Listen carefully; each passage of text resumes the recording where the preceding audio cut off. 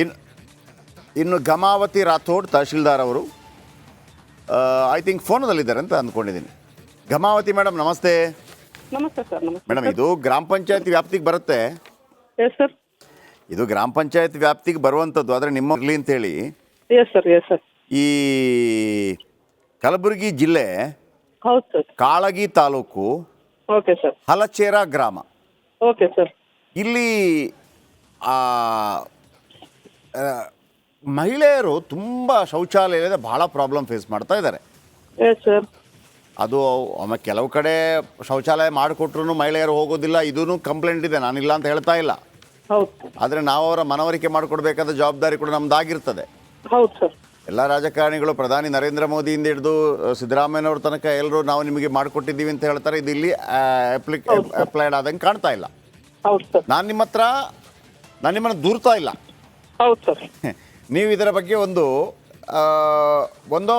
ಅಲ್ಲಿ ಯಾಕಾಗಿಲ್ಲ ಮತ್ತು ಅಲ್ಲಿಯ ಮಹಿಳೆಯರು ಅದಕ್ಕೆ ರೆಡಿ ಇಲ್ವೋ ಅಥವಾ ಯಾರು ರೆಡಿ ಇಲ್ವೋ ಅಥವಾ ಅದಕ್ಕೆ ವ್ಯವಸ್ಥೆ ಕಷ್ಟ ಆಗುತ್ತೋ ಒಂದು ಮನವರಿಕೆ ಮಾಡಿಕೊಟ್ಟು ಶೌಚಾಲಯವನ್ನು ಒಂದು ಮಾಡಿಸ್ಕೊಟ್ಟು ಅಲ್ಲಿಯ ಒಂದು ಗ್ರಾಮದಲ್ಲಿ ಒಂದು ಸುಧಾರಣೆಗೆ ಕಾರಣರಾಗಬೇಕು ಅಂತ ಕೇಳ್ಕೊತಾ ಇದ್ದೀನಿ. ಎಸ್ ಸರ್, ಮಾಡ್ತೀನಿ ಸರ್, ಶೋರ್ಲಿ ಮಾಡ್ತೀನಿ ಸರ್. ಹಲಚೇರಾ ಗ್ರಾಮ ನೋಟೆಡ್ ಮಾಡ್ಕೊಂಡಿದ್ದೀನಿ ಸರ್. ಈಗಾಗಲೇ ಅಲ್ಲಿ ನಾನು ಗ್ರಾಮ ಪಂಚಾಯತ್ ಪಿ ಡಿ ಅವರಿಗೆ ವಿಚಾರಿಸ್ತೀನಿ ಸರ್.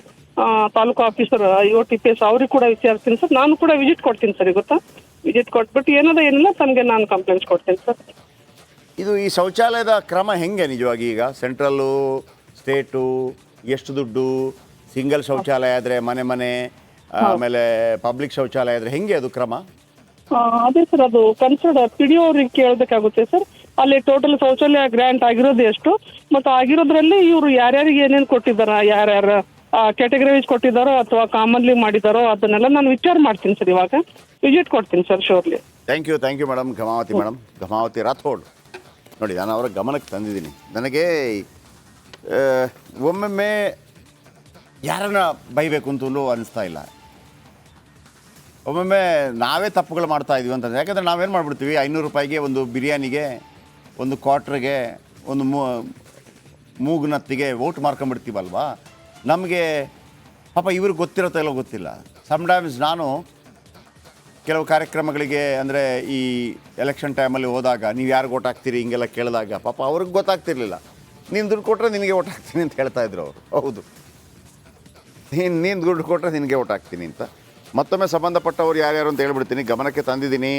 ಪಿ ಡಿ ಒ ಪ್ರತಿಯೊಬ್ಬರು ಕೂಡ, Babu Tannakal Halachera P D O, Gamavati Rathod tahsildar, Vilas Raj Prasanna EO, Bhawar Singh Meena CEO, Fauziya Tarun ನಮ್ಮ ಜಿಲ್ಲಾಧಿಕಾರಿಗಳು, ಅವಿನಾಶ್ ಜಾಧವ್ ಶಾಸಕರು, ಪ್ರಿಯಾಂಕ್ ಖರ್ಗೆ ಉಸ್ತುವಾರಿ ಸಚಿವರು, ನಿಮ್ಮೆಲ್ಲರ ಗಮನಕ್ಕೆ ಯಾಕೆ ತರ್ತಾ ಇದ್ದೀನಿ ಅಂತಂದರೆ, ಇಲ್ಲಿ ಒಂದು 500 ಓಟ್ ಇದೆ ಅಂತಂದಾಗ ನೀವೆಲ್ಲರೂ ಬರಲ್ವಾ ರಾಜಕಾರಣಿಗಳು?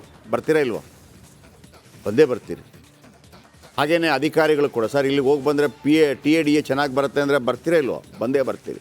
ಅಂದರೆ ಜನಗಳ ಕೆಲಸ ಯಾಕಾಗಲ್ಲ? ಬನ್ನಿ, ಓಂ ಪ್ರಕಾಶ್ ನಮ್ಮ ರಿಪೋರ್ಟರ್ ಮತ್ತೊಮ್ಮೆ ನೇರ ಸಂಪರ್ಕದಲ್ಲಿದ್ದಾರೆ. ಓಂ ಪ್ರಕಾಶ್, ಸಾಧಾರಣವಾಗಿ ಇಲ್ಲಿ ಈ ಭಾಗದಲ್ಲೆಲ್ಲ ಆ ಕೊಪ್ಪಳ ಭಾಗ ಎಲ್ಲ ಇತ್ತು, ಅಲ್ಲೆಲ್ಲ ಪಾಪ ಜಿಲ್ಲಾ ಪಂಚಾಯತ್ ಪ್ರೆಸಿಡೆಂಟು ವಿಜಿಲ್ ಹಾಕ್ಕೊಂಡೆಲ್ಲ ಬಯಲು ಶೌಚಾಲಯ ಮತ್ತೊಂದು ಮುಕ್ತವಾಗಬೇಕು ಅಂತ ಪ್ರಯತ್ನ ಪಡ್ತಾಯಿದ್ರು. ಈ ಭಾಗದಲ್ಲ ವೀಕ್ಷಕರ ಒಂದು ಗೊತ್ತಿರಲಿ, ಕೇವಲ ಹಾವು ಕಚ್ಚಿ ಭಾರತದಲ್ಲಿ ಅತಿ ಹೆಚ್ಚು ಜನ ಸಾಯ್ತಾರಂತೆ. ಹಾವು ಕಚ್ಚಿ. ಯಾಕೆ ಹಾವು ಕಚ್ಚಲ್ಪಡುತ್ತೆ ಅಂತಂದರೆ, ಈ ಬಳ್ಳಾರಿ ಆ ಭಾಗದಲ್ಲಿ ನೀವು ನೋಡಬೇಕು, ಬೆಳಂಬೆಳಗ್ಗೆ ಹೋದರೆ 4 ಗಂಟೆಗೆ 5 ಗಂಟೆಗೆ ಬಂದಿರ್ತಾರೆ, ಲೈಟು ಇಲ್ಲ, ಮತ್ತೊಂದು ಲೈಟ್ ಹಾಕಿದರೆ ಸರಿಯಾಗಲ್ಲ. ಆ ಟೈಮಲ್ಲಿ ಹಾವು ಕಚ್ಚಿ ಸತ್ತವ್ರು ತುಂಬ ಜನ ಇದ್ದಾರೆ. ಸೊ ಹಾಗಿರುವಾಗ ಇದರ ಬಗ್ಗೆ ಯಾರಾದರೂ ಗಂಭೀರವಾಗಿ ಆಲೋಚನೆ ಮಾಡಿದ್ರೆ? ರಾಜಕಾರಣಿ ಆಲೋಚನೆ ಮಾಡಲ್ಲ, ಅಧಿಕಾರಿ ಆಲೋಚನೆ ಮಾಡಲ್ಲ. ಎಲ್ಲರಿಗೆ ದುಡ್ಡು ತಿನ್ನುವ ತವಕ. ಆಮೇಲೆ ದುಡ್ಡಿಲ್ಲ ನಾವು ರಾಜಕೀಯಕ್ಕೆ ಬರೋಕ್ಕಾಗಲ್ಲ, ಜಾತಿ ಇಲ್ಲ ನಾವು ಬರೋಕ್ಕಾಗಲ್ಲ, ಮನಧನ ಇರಬೇಕು. ಇದರ ಬಗ್ಗೆ ಒಂದು ದೊಡ್ಡ ಕ್ರಾಂತಿ ಆಗಬೇಕ್ರಿ, ಇಲ್ಲ ಅಂತಂದರೆ ಈ ದೇಶವನ್ನು ಉದ್ಧಾರ ಮಾಡೋಕ್ಕಾಗಲ್ಲ. ಸೋಮಪ್ರಕಾಶ್, ಇಲ್ಲಿಯ ಪರಿಸ್ಥಿತಿಗಳು ಹೇಗಿರುತ್ತೆ ನಿಜವಾಗಿ ಆ ಭಾಗದಲ್ಲೆಲ್ಲ? ಅಲ್ಲೂ ಕೂಡ ಹಾವು ಕಚ್ಚಿ ಸಾಯುವಂಥ ಪ್ರಕರಣಗಳೆಲ್ಲ ಆಗಿದೆಯಾ? ಆಮೇಲೆ ಈಗಲೂ ಕೂಡ ಅಲ್ಲಿ ಮುಕ್ತವಾಗಿ ಮಹಿಳೆಯರಾಗಲಿ ಮತ್ತೊಬ್ಬರಾಗಲಿ ಶೌಚಾಲಯ, ಓಕೆ ನಮ್ಗೆ ಶೌಚಾಲಯ ಕೊಡಿ ಮಾಡ್ತೀವಿ, ಅದರಲ್ಲೇ ಅಂತಕ್ಕೆ ರೆಡಿ ಇದ್ದಾರಾ? ಬಯಲು ಶೌಚಾಲಯವೇ ನಮಗೆ ಓಕೆ ಹಂಗಿದಾರಾ? ಹೆಂಗಿದೆ ಪರಿಸ್ಥಿತಿ ಈಗ ಆ ಭಾಗದಲ್ಲೆಲ್ಲ?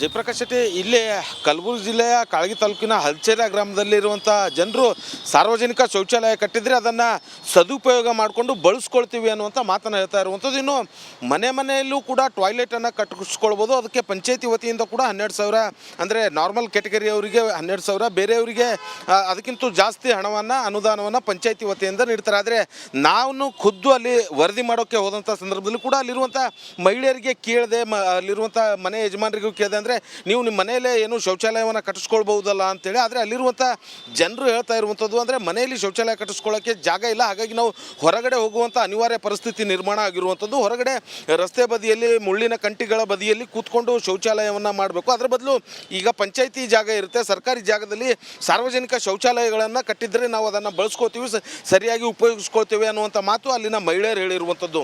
ಮತ್ತೊಂದು ಕಡೆ ಕಲಬುರಗಿ ಜಿಲ್ಲಾಡಳಿತ ಮತ್ತು ಜಿಲ್ಲಾ ಪಂಚಾಯತ್ ಇವು ಎರಡಕ್ಕೂ ಕೂಡ ನಾಚಿಕೆ ಆಗಬೇಕು. ಯಾಕಂತಂದರೆ ಕಲಬುರಗಿ ಜಿಲ್ಲಾಡಳಿತ ಸಾಕಷ್ಟು ನಾವು ಬಯಲು ಮುಕ್ತ ಶೌಚಾಲಯವನ್ನು ಅಥವಾ ಬಯಲು ಮುಕ್ತ ಜಿಲ್ಲೆಯನ್ನು ಮಾಡ್ತೇವೆ ಅನ್ನೋಂಥದ್ದು ದೊಡ್ಡ ದೊಡ್ಡ ಕಾರ್ಯಕ್ರಮಗಳನ್ನು ಕೇವಲ ಮಾಡೋದಕ್ಕೆ ಮುಂದಾಗಿರುವಂಥದ್ದು. ಆದರೆ ಬಹುತೇಕವಾಗಿ ಇವತ್ತು ವಾಸ್ತವದಲ್ಲಿ ನೋಡಿದರೆ ಅದು ಯಾವುದೂ ಕೂಡ ಆಗ್ತಾ ಇಲ್ಲ. ಸಾಕಷ್ಟು ಉದಾಹರಣೆಗಳು ಕೂಡ ಇರುವಂಥದ್ದು. ಅಂದರೆ ಮಹಿಳೆಯರು ಹಗಲು ಹೊತ್ತಿನಲ್ಲಿ ಎಲ್ಲೋ ಅವರ ಮಾನ ಮರ್ಯಾದೆ ಗಂಜಿ ಕೂತು ಶೌಚಾಲಯವನ್ನು ಮಾಡ್ಬೋದು. ಆದರೆ ರಾತ್ರಿ ಹೊತ್ತು ಹುಳಗಳ ಕಾಟ ಇರುವಂಥದ್ದು, ಹಾವು ಚೇಳು ಈ ರೀತಿಯಾದಂಥ ಸಾಕಷ್ಟು ಪ್ರಸಂಗಗಳಿರುವಂಥದ್ದು. ಮಳೆಗಾಲದಲ್ಲಿ ಮಳೆಗಾಲದಲ್ಲೂ ಕೂಡ ಇದಕ್ಕಿಂತ ವಿಭಿನ್ನವಾಗಿರುವಂಥದ್ದು. ಸೊ ಹಾಗಾಗಿ ಅಲ್ಲಿರುವಂಥವ್ರಿಗೆ ಒಂದು ಶೌಚಾಲಯದ ವ್ಯವಸ್ಥೆ ಆಗಬೇಕನ್ನುವಂಥದ್ದು ಸಾಕಷ್ಟು ವರ್ಷಗಳ ಬೇಡಿಕೆ ಆಗಿರುವಂಥದ್ದು. ಆದರೆ ಅಲ್ಲೇ ಇರುವಂಥ ಸ್ಥಳೀಯ ಗ್ರಾಮ ಪಂಚಾಯತ್ ಅಧಿಕಾರಿಗಳು ಕೂಡ ಇದನ್ನು ಕಣ್ಣಿದ್ದು ಕೂಡರಂತೆ ವರ್ತಿಸೋದಕ್ಕೆ ಮುಂದಾಗಿರುವಂಥದ್ದು. ಬಹುಶಃ ಯಾಕಂತಂದರೆ ಆ ಗ್ರಾಮದಲ್ಲಿ ಒಂದು 5ರಿಂದ 6 ಶೌಚಾಲಯ, ಸಾರ್ವಜನಿಕ ಶೌಚಾಲಯ ಕಟ್ಟಿದರೆ ಎಲ್ಲರೂ ಕೂಡ ಅದನ್ನು ಭಾಳ ಉಪಯೋಗವನ್ನು ಮಾಡಿಕೊಂಡು ಅಲ್ಲಿ ಅದನ್ನು ಉಪಯೋಗ ಮಾಡ್ತಾರೆ. ಆದರೆ ಇವತ್ತಿಗೂ ಕೂಡ ಅಲ್ಲಿರುವಂಥ PDO ಆಗಲಿ ಅಥವಾ ಸಂಬಂಧಪಟ್ಟಂಥ ಅಧಿಕಾರಿಗಳಾಗಲಿ, ಜಿಲ್ಲಾ ಪಂಚಾಯತ್ನ ಅಧಿಕಾರಿಗಳಾಗಲಿ ಯಾರೂ ಕೂಡ ಇದ್ರ ಬಗ್ಗೆ ತಲೆ ಕೆಡಿಸ್ಕೊಳ್ತಾ ಇಲ್ಲ. ಹಾಗಾಗಿ ಇವತ್ತು ಮಹಿಳೆಯರು ಕೂಡ ಸಾಕಷ್ಟು ಹಿಡಿಶಾಪ ಆಗ್ತಾ ಇರುವಂಥದ್ದು. ಅದರಲ್ಲೂ ಕೂಡ ಒಂದು ವೃದ್ಧೆ ಅಜ್ಜಿ ತೆವಳುಕೊಂಡು ಹೋಗ್ತಾ ಇರುವಂಥ ದೃಶ್ಯ ನೋಡಿದ್ರೆ ನಿಜಕ್ಕೂ ನಾಚಿಕೆಗೇಡಿನ ಸಂಗತಿ ಅಂತ ಹೇಳ್ಬೋದು. ಯಾಕಂತಂದರೆ ಆ ವಯಸ್ಸಾದ ಕಾಲದಲ್ಲಿ ಅಜ್ಜಿ ಹೊರಗಡೆ ಬಂದು ಒಂದು ಶೌಚಾಲಯಕ್ಕೆ ಅಷ್ಟು ಪರದಾಟ ಪಡುವಂಥ ಪರಿಸ್ಥಿತಿ ನಿರ್ಮಾಣವಾಗಿರುವಂಥದ್ದು. ಇದೆಲ್ಲವೂ ಕೂಡ ಜಿಲ್ಲಾಡಳಿತಕ್ಕೆ ಕಾಣ್ತಾ ಇಲ್ವಾ ಅನ್ನುವಂಥ ಪ್ರಶ್ನೆ ಕೂಡ ಕಾಡ್ತಾ ಇರುವಂಥದ್ದು. ಹಾಗಾಗಿ ಸಂಬಂಧಪಟ್ಟಂಥ ಅಧಿಕಾರಿಗಳು ಆ ಗ್ರಾಮದಲ್ಲಿ ಸಾರ್ವಜನಿಕ ಶೌಚಾಲಯವನ್ನು ನಿರ್ಮಿಸಬೇಕು ಅನ್ನುವಂಥದ್ದು ಅಲ್ಲಿನ ಗ್ರಾಮಸ್ಥರ ಬೇಡಿಕೆ ಆಗಿರುವಂಥದ್ದು. ಜಯಪ್ರಕಾಶ್ ಶೆಟ್ಟಿ, ಥ್ಯಾಂಕ್ ಯು ನಿಮ್ಮೆಲ್ಲ ಅಪ್ಡೇಟ್ಸ್ಗೆ. ವೀಕ್ಷಕರೇ, ಶೌಚಾಲಯದ ಬಗ್ಗೆ ಒಂದು ಮಾತು ಹೇಳ್ಬಿಡ್ತೀನಿ ನಿಮಗೆ. ಅದನ್ನು ಎಲ್ಲ ವ್ಯಕ್ತಿಗಳೇ, ಈಗ ದೇವಾಲಯ ಇಂಪಾರ್ಟೆಂಟಾ, ವಿದ್ಯಾಲಯ ಇಂಪಾರ್ಟೆಂಟಾ, ಶೌಚಾಲಯ ಇಂಪಾರ್ಟೆಂಟಾ ಅಂತ ಪ್ರಶ್ನೆ ಬಂದಾಗ ನಾವೇನು ಹೇಳ್ತೀವಿ? ದೇವಾಲಯಕ್ಕೆ ಮೊದಲ ಆದ್ಯತೆ ಕೊಡಬೇಕಾ, ವಿದ್ಯಾಲಯಕ್ಕೆ ಮೊದಲ ಆದ್ಯತೆ ಕೊಡಬೇಕಾ, ಶೌಚಾಲಯಕ್ಕೆ ಮೊದಲ ಆದ್ಯತೆ ಕೊಡುವಾಗ ಅಂತ ಹೇಳುವಾಗ ನಮಗೆ ಶೌಚಾಲಯ ಲಾಸ್ಟಿಗೆ ಬರುತ್ತಲ್ವಾ. ಬಟ್ ಯಾವತ್ತೂ ಶೌಚಾಲಯ ನಂಬರ್ 1 ಆಗಿರಬೇಕು. ಯಾಕೆಂದರೆ ನೀವು ಹಿಂದೂ ಆಗಿರಿ, ಮುಸ್ಲಿಮ್ ಆಗಿರಿ, ಕ್ರಿಶ್ಚಿಯನ್ ಆಗಿರಿ, ಯಾವುದೇ ಆಗಿರಿ, ನೀವೊಂದು ದೇವಸ್ಥಾನಕ್ಕೆ ಹೋಗಬೇಕು ಅಂದರೆ ನೀವು ಪರಿಶುದ್ಧವಾಗಿ ಕ್ಲೀನಾಗಿ ಹೋಗಬೇಕಾಗತ್ತೆ ಅಲ್ವಾ. ಹಾಗಾಗಿ ಮೋದಿಯವರು ಒಂದು ಮಾತನ್ನು ಈ ಹಿಂದೆ ಹೇಳಿದರು. ಬಾಕಿ ಯಾರಾದರೂ ಹೇಳಿದ್ದರೆ ಭಾಳ ಗಲಾಟೆ ಆಗ್ತಾಯಿತ್ತು. ಯಾಕೆ ಅದಕ್ಕೆ ಕೆಲವೊಮ್ಮೆ ದೊಡ್ಡವರ ಬಾಯಿಂದಲೇ ಬರಬೇಕಾಗತ್ತೆ. ದೇವಾಲಯಕ್ಕಿಂತಲೂ ಶೌಚಾಲಯ ಮುಖ್ಯ, ಅದನ್ನು ಮೊದಲು ಕಟ್ಟಿ ಅಂತ ಹೇಳಿದ್ರು ಅವರೊಂದು ಮಾತನ್ನು. ನಿಮ್ಗೆ ಸಿಗುತ್ತೆ, ಅದು ಬೇಕಿದ್ರೆ ಯೂಟ್ಯೂಬಲ್ಲಿ ಸಿಗುತ್ತೆ. ದೇವಾಲಯ ಆಮೇಲೆ ಕಟ್ಟಿ, ಮೊದಲು ಶೌಚಾಲಯ ಕಟ್ಟಿ ಅಂತ. ಅದರ ಅರ್ಥ ನಿಮಗೆ ಸುಲಭದಲ್ಲಿ ಅರ್ಥ ಆಗೋದಿಲ್ಲ. ಯಾಕಂದರೆ ಶೌಚಾಲಯ ಇಲ್ಲದಿದ್ದರೆ ದೇಶವೇ ಗಬ್ಬೆದ್ದೋಗ್ಬಿಡ್ತದೆ. ಕ್ಲೀನಾಗಿರುವಂಥ, ಶುಚಿತ್ವ ಇರುವಂಥ ದೇಶದಲ್ಲಿ ಮಾತ್ರ ಅದನ್ನು ನಾವು ದೇವಾಲಯವನ್ನು ಕಟ್ಬೋದು, ಮಸೀದಿನೂ ಕಟ್ಬೋದು, ಅಥವಾ ಚರ್ಚ್ ಆದರೂ ಕಟ್ಬೋದು. ಹಾಗಾಗಿ ಎಂಥ ಮಾತು ನೋಡಿ ಅದು. ವಿದ್ಯಾಲಯ ದೇವಾಲಯಕ್ಕಿಂತ ಶೌಚಾಲಯ ಮೊದಲು ಕಟ್ಟಿ ಅಂತ ಹೇಳಿದರು. ಅದಕ್ಕಾಗಿ ಹಣಕಾಸು ವ್ಯವಸ್ಥೆಗಳು ಆಯಿತು. ನಮ್ಮ ಅಧಿಕಾರಿಗಳು ಅದನ್ನು ಮಾಡ್ತಾ ಇಲ್ಲ.